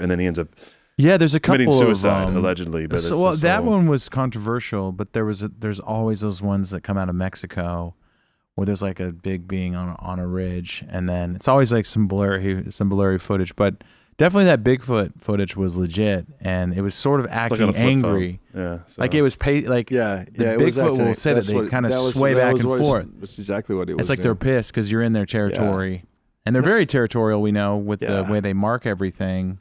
Man, and that's a nerdy Bigfoot language there. I never expected to see that, and honestly, I wasn't going to tell anybody about it. Yeah. I was just like, okay, whatever. I mean, among our own, we see supernatural things, and that goes into a supernatural file for me, even though it had physicality and it could change. But that was very much like it just, you see weird stuff. And I don't know. And so I wasn't going to talk about it very much. And then I was at the NRB and Tony Merkel was there, and I got all excited. I went, dude, I saw a giant one time. Yeah. And it went viral. Yeah. And I was like, oh man, dang. I didn't want that to go viral. Too late now, bro. Well, I remember, a couple people early on in my Bigfoot days that were describing there's something different between a giant and a Bigfoot sighting encounters. And at that point in my life, I had only heard Bigfoot encounters. I had no paradigm of understanding what a giant was, or even if that was a thing. And then it was like, that was the key turning in my mind to go towards Heiser and some of these other things to go, okay, people are encountering mountain giants. This is like a thing. The footprints are massive. They almost seem to come out of the ground. There's a couple of videos where like stones will like closing and people saying they go in and out of the, like trolls, like Lord of the Rings. Yeah. Hey. And, and so they're still rumored. A lot of people on our show that say they've run into them in Solomon Islands, Canada, swamps, Louisiana. It's not obviously in these places in the world that are ancient and there's some defilement going on long ago, they could exist there. I know it's wild to some people, but yeah, well, it is until you see one. Yeah. And then it's just like a shapeshifter though. Yeah, but this was very much like a shapeshifter. So it literally would change his physicality. And I gotta, and I think which we think is bananas. But I saw this. I'll let you talk. I was just like this ad for watches, and it was a chameleon going over the different color watches, and it was changing colors. And you're like, we can conceptualize that. Like this lizard can change colors based on the, the watch that it's standing on, but a giant changing form. You know what I'm saying? It's like there's sort of this divorce, and that spiritual stuff happens all the time around us. Like things we would say were supernatural. Fireflies buzzing in the backyard, these animals that change shape and color. But your story can't happen to a lot of people for some reason. Yeah, and that's okay, man. I want people to think I'm cool, and I know that that's not going to make people think I'm cool. It's going to think but here's the deal. You argue with the fruit. The reality is we have rescued over 11,000 kids and a bunch of them within that area. And there is a regional deity there. There is next level witchcraft. There is all of those things. And people come from all over the world. Christians don't believe in it, but Luciferians believe in it. And they come from all over the world to practice magic in that place because it's a portal. It's a powerful place. And, when Jesus gives you the commandment to go into all the world and to put your foot on the actual ground, he doesn't say, hey, man, it's, you ain't going to see anything that you haven't figured out, or you're not going to find anything weird, or don't worry, you're always going to be safe. Don't worry, it's always going to be safe. It's not safe. Do you think they're looking for the same thing that, someone who sets out to find Jesus is trying to find? You think they have the same desires, Luciferians, trying to find something, fill that hole? Yeah, I think for a lot of people, I think that there's a lot of stages that go with that, because you have to be subjugated. The higher up you go, the more and more you give up of yourself. It's a perverse understanding of how that we die to Christ daily. You know, how you move up, you know, the way to the king's throne room is through the servants' quarters, right? And it's very much the same way with them. I think a lot of those people are invited in because they have talents, they have abilities, those kinds of things. A lot of them are invited in because of those iniquitous king bloodlines. They're like, no, you're in the family, you know, and you have to be a part of this. Some people pursue it and they get in. And I think that original pursuit is to simply find meaning, to fill the God-sized hole that is in everybody. But it will quickly, these entities, they have a hole within them that only you can fill by being their slave. And they want you in every single way. They want to hear you scream. They want to see you humiliated, and they want to laugh at you because you've actually served them. I had since I'm telling crazy stories, I'll tell you this. The first time that we had when we first started going to Uganda, my wife and I, we went to Western Uganda, which we have a house there now, and we're there because we're there 3 or 4 times a year. And we have tons and tons and tons of kids. I have over 900 kids that have my last name. And it's not because I'm the most fertile dude on the universe, you know, and I've been out jumping the fence. It's because they asked for my name, you know, and I will never tell a child no. Like, okay, I'll be your dad. I sure will, and I'm going to love you. And a lot of brewers out there. There's a lot of brewers out there. More so than Milwaukee, probably. Yeah. I have 4 biological children. I have 8 biological grandchildren. But outside of that, and we have so many kids. I mean, they're all over the world. They're every race. They're every culture you can imagine. And just a cool thing, man, that the Lord has done for me. My kids have never been mad at me for that. They've never been jealous over that. And it's really supernatural. And my kids have always thought it was hilarious that they had brothers and sisters of every race and every language. And they all have their own regions of the world that they like to go to. Like my youngest son, Luke, is on his way to Indonesia. That's a stout name. He's on his way to Indonesia right now, man, to meet his mama. Leanna's she is in Indonesia right now. And, you know, he's 30, what is he? He's 32. Yeah. And so anyway, whenever we first went there, the first time that we went there was in 1990 was the first time we went to Uganda. And dude, Uganda was at war. Yeah. And Idi Amin had just finished up over there. They were at war with Congo. Then it was called Zaire. And I was totally ignorant. I mean, I'm from Johnson County, Texas. You know, it's like, I'm totally ignorant. And we went because we had met a guy that pastored there, and he invited us. So I went, man, let's go. Let's just go over there. Well, we got over there. We got in the midst of a war zone, and I'd never been in a war zone before. And we experienced things that totally changed our lives. We found a little boy while we were there that lived on the streets, and his name was Colin, and he walked up to me and said, "Sir, you must feed me." And I said, "Okay, let's take old Colin with us." And we took him to a restaurant, and then we took him back to our hotel room and gave him a shower. He'd never seen a shower. Wow. He was Ben's age. And I think Ben, you were like, you're 3 then? So 3 years, no, he was older than that. So I think he was like 8 or something. And anyway, gave him a shower, gave him clothes, found a place for him, and kind of started us rescuing kids there. It was in context of that we were down kind of by the impenetrable forest. And that's where Congo and Uganda and Rwanda all meet together in that same place. And we were down there, and we were staying at this pastor's house. Leanna and I was getting ready to go to sleep, and as we're getting ready to go to sleep, man, we're putting up this bug net around the bed, and we get in bed. Leanna was already in bed. She was sitting up, you know, and I kind of sat up next to her, and we're like, okay, I think I got it all. And Leanna goes, "Troy, what is that?" And I said, "What is what?" And I turned and looked, and there was a purple light about the size of a quarter that was just sitting in the middle of the room. And it wasn't lighting anything up, but it was a light, and it was a dark purple. And I went, I don't know. And I could smell like electricity burning. But there wasn't any electricity at this house, but it smelled like electricity was burning. Yeah. And I thought, I don't know. And they're like, I didn't feel anything scary. She's like, what is that? And all of a sudden, it was as if the sound came in the room, and there was like a distortion sound. And when this thing spoke, and when it spoke, it was distorted, and it spoke a language that I knew what it was saying, but it was a language I've never heard before. And it was so mad. You can imagine the maddest dude you've ever seen in your entire life, the most upset person.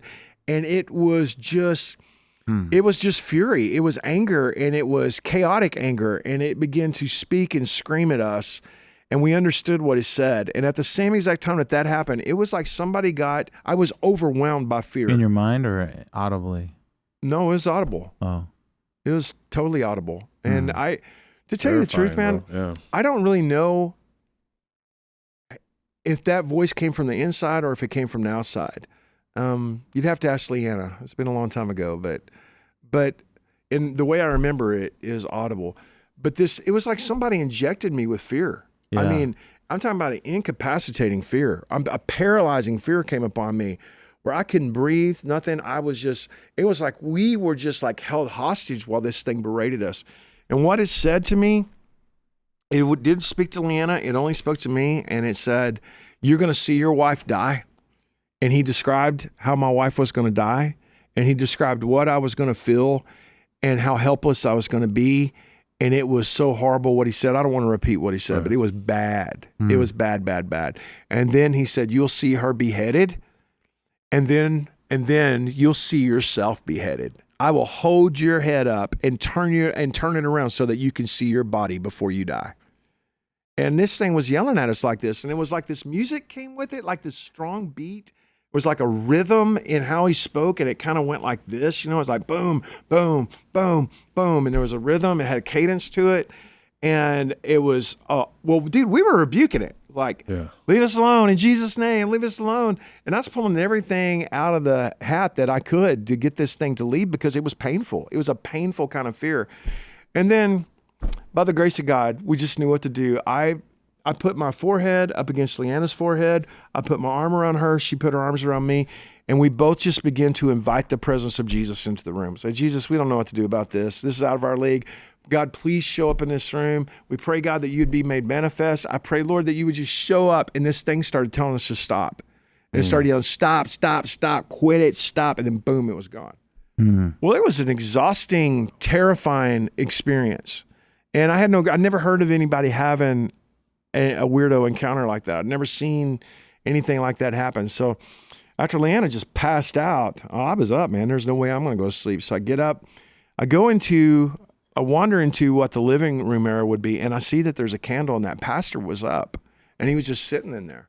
And he said, is everything okay? And I said, no, dude, everything's not okay. And he said, why? What happened?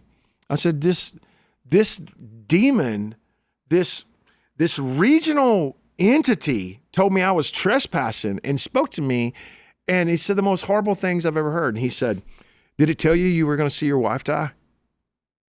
And I said, yeah. He said, did it talk to you about rape? I said, yes. He said, did it tell you who's going to behead you? I said, yeah. And this is what he said. He said, this is the spirit that comes when the Muslim rebels are close. And we need to pray because they're really close tonight. And so we stayed up all night long, man. We prayed. And the next morning was in all the newspapers. They came within 2 miles of us. Oh. And that was just a way of life for that guy. He's like, when those Muslim rebels, when they get close to us, this spirit shows up ahead of them. So again, if you think of it, these rebels are not just, they are next level sorcerers and next level witchcraft involved in it. Well, that's what they do. They rape and they behead Christians, especially, or anybody who's you can't against their. You can't unsee the fourth dimensional, which is a question I wanted to kind of go into towards this part of the podcast. Was, when you start hearing about people going missing 411, people just getting abducted, that it's not a human, we don't know where they go. What do you think's happening there? Because obviously there's some debate in like alien abductions, and it's not a human on human crime. They're abducting people in that realm as well, and there's other entities involved in taking people. What do you think's happening? 2 years ago, I spoke to Congress, and the day that I got to speak to Congress, and it was at an event that was called the International Summit Against Human Trafficking. I got to speak there that day, but we weren't the guys that got all the attention. The guy that got all the attention was the CIA whistleblower. This is 3 years ago. Yeah. That said, hey, I work for the CIA. I'm trying to think what that dude's name is. And he said, we have backtracked. We've actually got all these UFOs. About Rush? Yeah, that's the guy. Yeah. So the day that he was speaking to Congress, I was also speaking to Congress. And so he gets all the press. Nobody even knows that we were in there. we have non-human biologics. That was everything whenever. That dude. Yeah. David so I actually saw him. We actually passed each other. We actually saw him, and I was there. I was there the day. Okay. Well, one of the things that he actually speaks of, and if you study his stuff, is that when he got into, he said that some of these alien craft were full of kids. Have you guys heard? Have you guys ever heard anything like that? No. Before? I mean, that's horrible, though. God. And definitely small kids. beings pilot them. No, he's saying that it was a trafficking thing, that there was trafficking involved. If you guys look up, there's other people that say that when they working for the government, whenever there was a downed craft, when there was a real craft, he said that there would be kids in it, that there would be trafficking victims inside these things. It's terrible, man. That out of everything, because that was a game changer for him to get up there and for him to say that. And again, I happened to be under the same roof the day that he was there. Out of everything that was said, that was the thing that blew my mind. I was like, man. So I don't know. I don't know if it is something. I don't know if it is people in league with other beings that are not people, and governments are involved in it. When it comes to the fourth dimension, where do they go? What is that space that they go to? I don't know, but I know what the antidote is. Yeah. I know what the antidote is. And the antidote is not only the love of Jesus Christ. It's not only the name of Jesus, which we need to operate in it's the blood of the Lamb, the word of our testimony, but it is also too, Jesus offers us a fourth dimension. He says that you might know the height, the width, the depth, and the breadth of the love of God. And we are three-dimensional beings, and we are offered in the Bible a fourth dimension, which is accessed by the love of God. I mean, that is, I just read the Bible to you. It literally gives us 4 dimensions. And so I'm not scared of the fourth dimensional thing, but the Bible gives reference to it, and I don't know. I don't know what that is. I just know what the antidote is. That's a good segue, though, because I wanted to ask you that. Like, we've gone down like some really dark stuff, right? There's a hierarchy of evil that are trafficking children. They're abusing them. They're creating it for stacking magic. There's non-humans involved. There's angels involved. And you walk in these dark spaces. So, someone who's listening, we talked about this pre-show. There's a big portion of our population that thinks that the idea of human trafficking is a conspiracy that isn't real.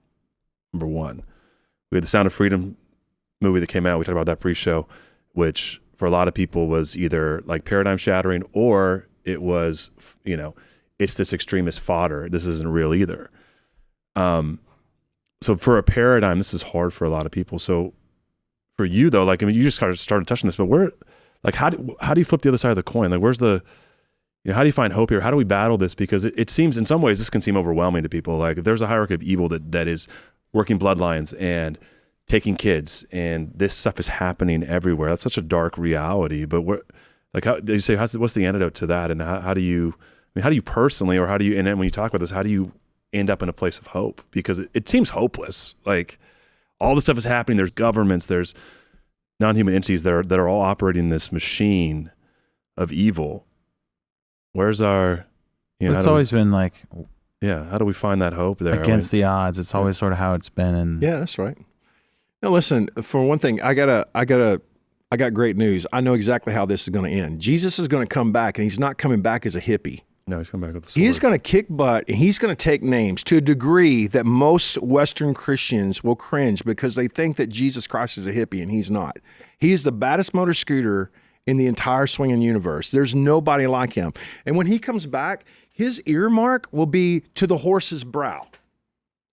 What? That's pretty dadgum radical. Listen, he's not coming back to be nice. He is not going to come back to be nice at all. He's going to come back to kick butt and to take names and to wipe this thing out the way that it needs to, because only he can. Right. On the other side of that, so I'm a big time Jesus guy. Yeah. You know, I'm rooting. Yeah. I'm loyal. Yeah. I'm loyal to Jesus, man. He's the answer to all things. The practical side, in the meantime, of believing in the imminent and the glorious return, but not just the glorious return, but the imminent return, that's a big part of it. Believing, man, that Jesus can come back.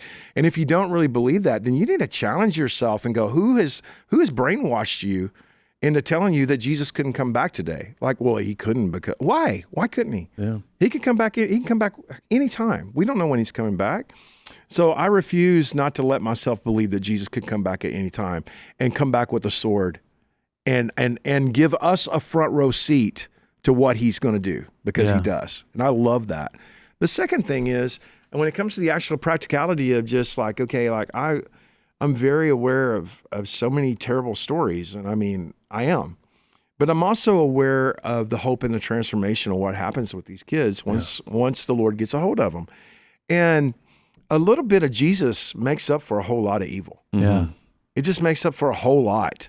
And, you know, man, when you all three of those guys that are behind the camera, they have traveled with me. They've been to all 54 of our rescue homes. And, you know, we have multiple homes there. And to see how these kids' lives are transformed and how they're changed, like nobody else could do that. Yeah. To see how that they're not full of fear, to literally see, you know, things like, you know, a little girl on the Texas border that we rescued 2 years ago, a 15-year-old girl, just comes out of such dark magic and such terrible stuff. She literally had 5 sexually transmitted diseases, 5. Yes. And so messed up that you just can't even imagine. So messed up. I can tell you right now that she has been to the doctor in Houston. She's been to the hot doctor in Mexico City, and they can't find any of those anymore. She's just healed. And I like, okay, if the Lord is healing people today of that kind of stuff, and I have to steward what I make a big deal out of. Yeah. And nobody else is going to do that for me. And that's part of the fear of the Lord, is just that the fear of the Lord for me is when you love what God loves and you hate what God hates, and you try and see things the way that God sees things. That's the fear of the Lord. And I just don't want to make a big deal out of it. Yep. You know what? They put on a big show. They cause a lot of big pain, and they cause a lot of big problems. So what? There are simple solutions to complicated issues. If a yahoo like me can rescue over 11,000 kids, man, not knowing what in the world he's doing, imagine what we could do united in the body of Jesus. Come on. Yeah. And if the Lord can raise these kids up, man, to be mamas and daddies and doctors and lawyers and rescuers themselves, you know, we ought to be dedicated and committed to that in such a way we're not dedicated to being terrorized by the hell that they offer. Yeah. I will not dedicate my heart or my mind to being terrorized. I just won't do it. Yeah. I love that. I mean, our God is in the business of redemption. No one is unredeemable, which is really beautiful. It is amazing. Because that power is way, way bigger than the stuff that they try to conjure up and stack and work. It doesn't hold. Man, number one, if you can see the whole demonic realm, if we can just call that the demonic realm, number one, they're all a bunch of sniveling lawyers. I promise you they are. They're all about what is legal and what they can get away with. They're all a bunch of lawyers. Yeah. And I mean, on their best day, they're a bunch of lawyers. And that my disdain for them is off the rocker on that. Yeah. The second thing is this too. Yeah, they move in some really dark things, and there's some really scary, really blurry, undefined things that I don't know how to put my finger on it. But Jesus is very defined to me. He's superior. Yeah. And like, you know, when I come across stuff that I don't know what to think about, like, you know, I didn't know what to think about that giant. Like, I didn't know what to think about. Yeah. I just know that it showed up to peak on my prayer time, on that prayer mountain. And it's like, what are you worried about? Yeah, what are you worried about? What's the problem? Yeah. What's the problem? You know, you're so big and you're so bad, and you're this big scary being, and you're able to take away helpless children. Wow, that's awesome. What are you spying in on us for? What is the problem? What is this that is threatening you? And it was a threat to him. Well, the king's coming. The king's coming, brother. That's right. Yeah, I mean, the layers here are intense. And I think, just to remind our listeners, that I think Blurry Creatures was birthed out of, there's a seriousness to the stories as well as like there's an entertaining part of it. Mm-hmm. But the seriousness to it all was kind of the impetus of this podcast and kind of trying to help people understand that somebody in their life has had an experience that they're holding on to. They can't quite explain. They don't have anyone to talk to about it. And I think you're so much further down that you heard the stories and you started to do something about it. And I think as Christians, we don't think that the helmet of salvation is an actual helmet. And the sword is an actual sword, needed to sort of vanquish these things. And I think that's what the podcast has sort of put context, starting with the blurriest creature and Bigfoot and moving into stuff that you've seen and experienced firsthand and all the tragedies, but there's also hope too at the end of these stories of people coming back and turning around and then going back to more themselves, picking up these. It's beautiful, isn't it? Yeah. Yeah. And that's not where we started, obviously, with these conversations. Had no idea. And I'm sure you didn't think you'd be here either. No, man, I thought I'd be playing guitar. Yeah. I thought I'd be up playing, is what I thought I'd be doing. And this has been a better route, and I'm very grateful for it. And I'm also grateful for you come across, just relationally, you come across your tribe after a while. They do.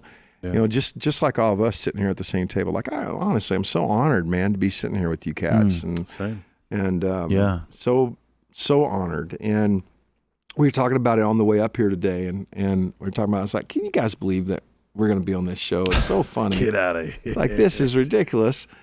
And what's really, man, you find your tribe after a while. And what you find is whatever craziness that you've experienced, it also makes for a relational kind of thing that God does. Yeah. And even if it's traumatic, even if it's really bad, there's a redemptive way that God Almighty will bring a mighty army together. And you guys know the Valley of Dry Bones and all that kind of stuff. The very first thing that happens after the rattle is sinew. So that's the relational aspect. Before there was, before there was lungs, before there was a heart, before there was brain, the sinew, the actual connection, the tendons was the first thing to show up. And so just want to encourage all of your listeners and just say, if you've seen something really scary, that you can't wrap your head around, and tell you there's a whole world full of people that have seen really scary things that they hadn't been able to wrap their head around. And also say this too, if you guys will just put up with me and just cry out to Jesus wherever you're at. Yeah. Give Jesus a try and say, Lord, this thing is crazy and I don't know what to do. He knows how to heal you. He really does. Yeah. And he also knows how to connect you with people that go, yeah, that's a big deal, but it's not really that big of a deal. It's okay. Yeah. It's okay. Yeah. Well, the flip side of that is seeing something scary is seeing something miraculous, right? It's the idea that like God is still healing, God is still moving, God is still raising the dead. We have seen kids that were because one of the things that happens a lot is they'll be completely nonverbal whenever we get these kids, and we have seen God. I'm talking about miraculously over and over and over again, where they just instantly just start talking and they just become chatty Cathy and just amazing, ga, and they're like, oh wow, and they would be acting very animalistic or kind of feral kids, wouldn't let anybody touch them or be around them or anything like that, and then just walk in and they see the Father's heart, Come in and say, hey, what are you doing? I'm your Papa Troy and I'm here to love you. Come over here and see me. And then they just instantly just run over and hug me, and everybody go, what the heck happened? I'm like, it's just the Lord. And then we pray for them and then they just start speaking and, and we've seen that happen so many times. And then, man, your mind is just so blown. So I do got to say this. We have to challenge ourselves in childlike wonder to have our minds blown by the goodness of God. Mm. And if we do not do that, nobody else is ever going to do that for us. I mean, when's the last time you just had your mind blown with how good God is, and like, okay, how do I got to find that? And pursue that and go after those things and then live that kind of lifestyle. And then when you have a sorcerer show up at the edge of your bed or demons show up in your barn, he announced himself. He said his name was Impenetrable one time, spoken in awe. I said, hey, who's there? This thing spoke and said Impenetrable. Well, that demon, because I just got through doing a Zoom call from Chiapas. And it accessed me through the Zoom call, by the way. that's a whole nother thing. And so, Jesus. And so, dropping nuggets at the end here. I love it. Yeah. And then we just went down into their stronghold. Those two guys right there were with me. And we went in there. We went to an unholy altar where unspeakable things happen. And I walked straight up there to it, and I spoke, and I said, "You are not impenetrable." Told you. I love it. It's wild. And we're going to get more into this, obviously, at BlurryCon, because you're coming in the fall, and we're going to talk more about these things. So there's still a few tickets if you want to join us out there. But, you know, I love these intro conversations that are just a rodeo, and a rodeo from Texas of no other. And there's really there's really no way to tame it. It just goes where it's going to go, these conversations, and sometimes just sitting back and letting your mind be open enough to hear the stories. Because, I mean, you have, 30 years plus of dealing with this stuff and firsthand, and the experiences you have. And some people just have a blurry life and existence, and other people have had one paranormal experience their whole life, and then some people have like novels full of strange and weird. And I don't know why that is. I don't know why we can compartmentalize as Westerners that the strange, and we can explain away everything down to a demonically possessed person that's speaking in a Latin language. We can say, oh, yeah, that's, or an ancient language, and that's just schizophrenia. We can be that, or we can be like, there's giants in the bushes and they're coming to get us, and we're running through, and spirits of going ahead of armies from to all the things we've heard over the years. So thanks Troy, and thank you. Thanks for coming in here and helping our listeners connect the dots. Some of the wilder things we've heard, because everything we've heard, it kind of goes in. We're sort of an episodic show where we kind of start from the beginning, and you get a little bit weirder as it goes, and you're a good bridge between some of the harder stuff we've heard and some of the tame, kind of in the middle somewhere of like, okay, I can get it. I get it now, some people say stuff and it's just, there's no backstory and there's no context. It's just, boom, here it is, take it or leave it. And some people, we get those nasty emails, but I think with your story, it's so heartwarming, warming that, not only is it weird, but you're doing something about it. And I think that's awesome. And I'd love to talk more maybe out off the show about maybe how blurry creatures can help you do that as well. I want to invite you guys to come go with me. All right. And I want to take you guys to Chiapas, Mexico. And we'll go down there and you'll see our rescued kids. We'll go to Mexico City. We'll do some stuff. And I'll take you to that largest pyramid. I told the guy if he would give me access to his pyramid all the time, he's a big time cowboy, I'd bring him a brand new saddle. And so if I bring that guy that saddle, man, I promise you he'll give us full blown access, and you'll see it, and there's not much telling. And then we'll actually see if we can't rescue some kids while we're there, and we'll do some fun stuff and see some really cool stuff. Wow! Come on, let's go, man. All right. Hey, tell us where they can find you and get engaged with what you're doing, or I know you've written, you've got a lot of things you're doing. You've got a show you're doing with our friend Tony Merkel as well. So let our folks know where they can engage with you and what you're doing. The easiest way is just look up my name. It's Troy Brewer, TroyBrewer.com. You just do a Google search on me, you'll be able to find me, but at TroyBrewer.com. Pastor Troy.